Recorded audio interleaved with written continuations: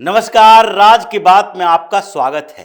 पूरा विपक्ष एक के बाद एक ऐसे लग रहा था कि खुशियों में डूबा हुआ है। मोदी को हरा दिए, मोदी को हरा दिए, अब तो बैसाखी के सहारे की जरूरत पड़ेगी। लेकिन धीरे धीरे इनके खुशियां मातम में तब्दील होती जा रही है। कांग्रेस की हेकड़ी निकल गई। राहुल गांधी के घर पे अब इस बात की चर्चा हो रही है कि लोकसभा के साथ साथ राज्यसभा में भारतीय जनता पार्टी उभर रही है और अचानक से 4 दिन के अंदर ही इनको महसूस होने लगा।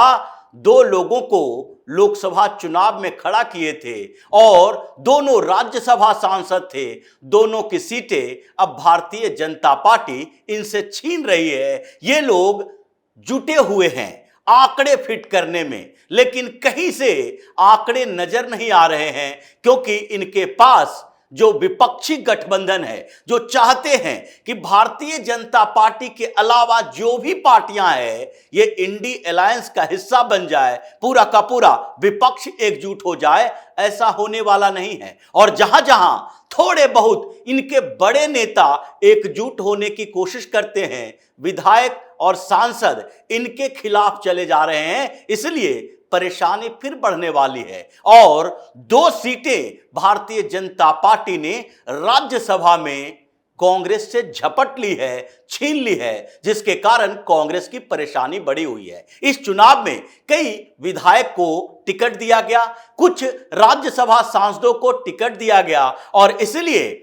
जब इन लोगों की जीत हुई तो उन क्षेत्रों में उपचुनाव होना है और राज्यसभा के लिए चुनाव होना है। ये तो सामान्य सी बात थी, लेकिन आंकड़े ये लोग फिट कर रहे थे कि विधानसभा की बात तो छोड़ दो, जैसे उत्तर प्रदेश में विधानसभा का चुनाव उपचुनाव होना है और जो अखिलेश यादव पहले लोकसभा की सीट छोड़ चुके थे 2022 के विधानसभा चुनाव के बाद, और वहां पर उपचुनाव जब हुआ आजमगढ़ में तो फिर अखिलेश यादव की हार हो गई और इसके बाद इनको अब लगने लगा कि नहीं नहीं, आगे से लोकसभा सीट मत छोड़ो, क्योंकि जो अभी सहानुभूति की लहर चल रही है उसमें जिस तरीके से भारतीय जनता पार्टी के खिलाफ इन लोगों ने बोला है, भारतीय जनता पार्टी की हार की बात कही है, पीएम मोदी को कमजोर करने की कवायद शुरू की, उसमें तो कन्नौज से अगर छोड़ते हैं तो वो सीट भी भारतीय जनता पार्टी जीत लेगी। इसलिए विधानसभा सीट से इस्तीफा दो, करहल से वो इस्तीफा दे रहे हैं। ठीक उसी तरीके से कांग्रेस के 2 नेता हैं और दोनों राज्यसभा सांसद थे, अभी दोनों जीत गए हैं। एक केसी वेणुगोपाल और दूसरा दीपेंद्र हुड्डा। केसी वेणुगोपाल केरल के अल्पुझा से चुनाव लड़े, उनकी भी जीत हो गई, और दूसरे तरफ दीपेंद्र हुड्डा भी हरियाणा से चुनाव लड़े, उनकी भी जीत हो गई। लेकिन दोनों के दोनों राज्यसभा सांसद हैं और दोनों की सीट अटकी हुई है, क्योंकि अभी जो 10 राज्यसभा की सीटें खाली हुई है उसके लिए चुनाव होना है और जल्द ही चुनाव आयोग इसकी तारीखों की घोषणा करने वाली है, जिसमें से 2 सीटें बिहार की है और उसी तरह से 2 सीटें असम की है, 2 सीटें महाराष्ट्र की है। लेकिन इसके अलावा एक सीट राजस्थान से है, मध्य प्रदेश के है, त्रिपुरा का है और हरियाणा से है। इन सीटों का समीकरण देखें तो पहले भारतीय जनता पार्टी इसमें से 7 सीटों पर कब्जा किए हुए थी, लेकिन वो संख्या बढ़ने वाली है, 8 होने वाली है और 2 सीटें जो कांग्रेस के पास राज्यसभा में थी, दोनों के दोनों भारतीय जनता पार्टी के पास आने वाली है। असम में जो समीकरण है उसमें से दोनों राज्यसभा सीटें भारतीय जनता पार्टी के पास जाएगी। उसी तरीके से बिहार में जो समीकरण है उसमें से 1 सीट इंडी अलायंस के साथ जाएगी, जिसमें मीसा भारती का सीट है तो राजद के खाते में ही जाना है। दूसरी सीट इन लोगों के पास आएगी, क्योंकि जदयू भारतीय जनता पार्टी में से किसी को यह मिलती है। ये बात है कि किसे बनाया जाता है। लेकिन दूसरी तरफ महाराष्ट्र में 2 सीटें हैं। पिछली बार जिस तरीके से महाराष्ट्र में खेल हुआ, अशोक चौहान को राज्यसभा भेजा गया और फिर यहां पर विधायक हमेशा से पिछले राज्यसभा चुनाव में भी वहां पर उद्धव ठाकरे के विधायकों ने धोखा दिया, कांग्रेस के विधायकों ने धोखा दिया। उसी तरीके से इस बार भी 2 सीटें हैं, जिसमें से संभावना तो इस बात की होनी चाहिए कि 1 सीट वहां पर भारतीय जनता पार्टी और उनकी सहयोगी पार्टियों के खाते में जाए और दूसरी सीट महाविकास अघाड़ी के खाते में जाए, लेकिन ऐसा होगा नहीं, क्योंकि महाविकास अघाड़ी में अभी से ही कवायद तेज हो गई है किसके खाते में जाना चाहिए। सब बार्गेनिंग कर रहे हैं और इसके कारण उनके विधायकों में भी फूट पड़ती जा रही है। दूसरी तरफ त्रिपुरा या मध्य प्रदेश की एक एक सीटें हैं, वो तो आसानी से भारतीय जनता पार्टी के खाते में ही जाएगी। और 2 सीटें जो कांग्रेस की बात कर रहे हैं, उसमें हरियाणा में ये लोग तोड़ मरोड़ करने की कोशिश कर रहे हैं। केसी वेणुगोपाल राजस्थान से राज्यसभा सांसद चुने गए थे, लेकिन अब राजस्थान में समीकरण कैसा है ये सबको पता है। भारतीय जनता पार्टी की सरकार है, पूर्ण बहुमत है और एक ही सीट पर चुनाव होना है, तो इसका मतलब राजस्थान में अब एक सीट जो कांग्रेस के पास थी अब भारतीय जनता पार्टी के पास जाने वाली है। कांग्रेस वहां राज्यसभा चुनाव ये जो केसी वेणुगोपाल वाला होने वाला है उस पर जीत दर्ज कर ही नहीं सकती। एक सीट तो राज्यसभा की गई।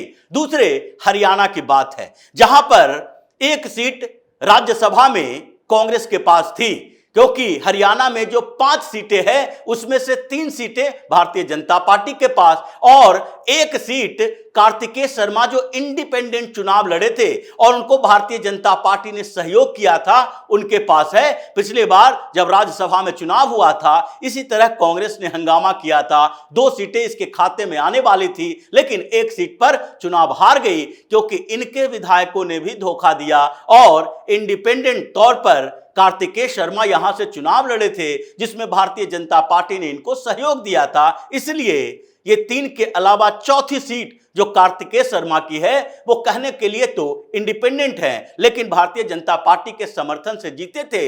इसका मतलब वो भी भारतीय जनता पार्टी सपोर्टर राज्यसभा सांसद है। तीसरी बात, एक सीट दीपेंद्र हुड्डा की इनके पास थी जो कांग्रेस के खाते में गई थी, 5 में से एक सीट, लेकिन दीपेंद्र हुड्डा को इस बार लोकसभा चुनाव लड़ाया गया, वो जीत गए। अब राज्यसभा की सीट खाली करनी है और उस पे चुनाव होना है।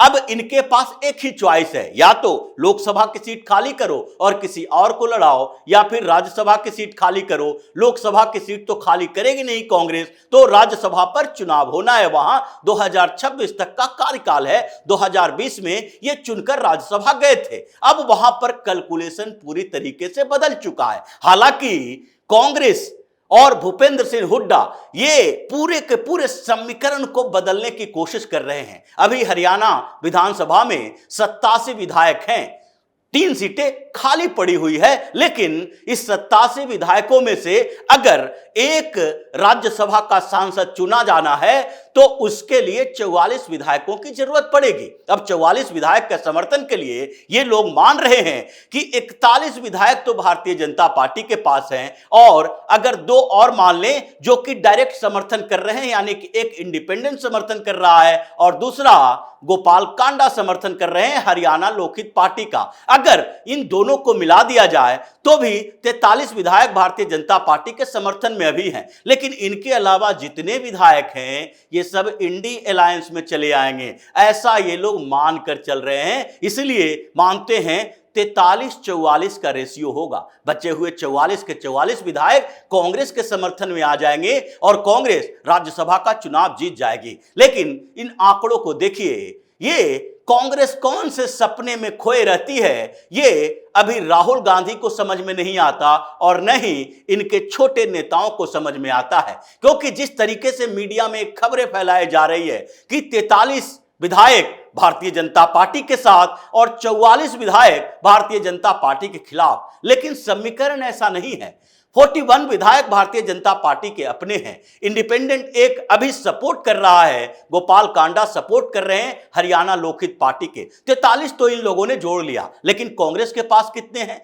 कांग्रेस के पास केवल 29 विधायक हैं और 29 विधायक के साथ इन लोगों को लगता है कि दुष्यंत चौटाला जो कि अभी भारतीय जनता पार्टी से लोकसभा चुनाव के समय गठबंधन तोड़ लिए थे, उनके 10 के 10 विधायक कांग्रेस को समर्थन देंगे क्योंकि उनके पास 10 विधायक हैं। लेकिन एक बात है, जब दुष्यंत चौटाला ने भारतीय जनता पार्टी से गठबंधन तोड़ा था लोकसभा चुनाव से पहले, तो उस समय 6 विधायक दुष्यंत चौटाला के, जेजेपी के, ये भारतीय जनता पार्टी के सपोर्ट में आ गए थे। इन लोगों ने दुष्यंत चौटाला को सीधे कहा कि आप अगर सरकार को अस्थिर करने की कोशिश करोगे, सरकार गिराने की कोशिश करोगे, तो हम आपका साथ नहीं देंगे, सीधे भारतीय जनता पार्टी के समर्थन में वोट देंगे। ये खलबली मची हुई थी। 6 विधायक सीधे भारतीय जनता पार्टी को सपोर्ट कर रहे थे उस समय, जबकि इन लोगों ने हरियाणा में सरकार गिराने की कोशिश की जब दुष्यंत चौटाला के साथ गठबंधन खत्म हुआ। अब इन 6 विधायकों को